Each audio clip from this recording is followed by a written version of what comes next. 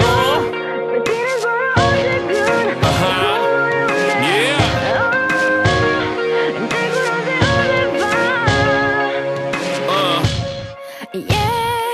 Mi-ai zis că nu mă mai cunoști, că tot ce-a fost s-a dus și acum suntem niște foști, doi proști.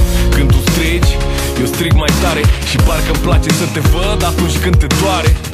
Asta-i dragoste și ură. Nu mai am cuvinte când liniștea asta urlă. Lovește tare inimă, spune ce ai de spus. Încă sunt aici, fiindcă eu pot să le duc fără frică, ca la început. Când nu știai, nu mă priveai ca un necunoscut. Și acum ai scut, tu nu mă asculți. Ne știm din altă viață, te rog să nu uiți. Te cunosc de undeva. Am vorbit de vocea ta.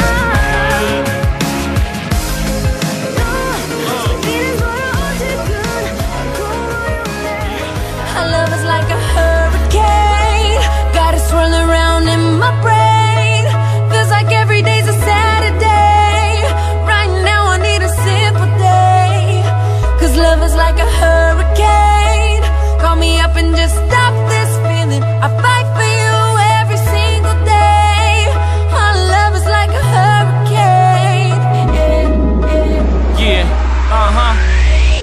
Nimic nu e pe bune, bunătate, slăbiciune. Am nevoie de un PR ca să pot să apar în lume. Îți iei haine de top, schimbi mașinile non-stop, dar îți vezi familia în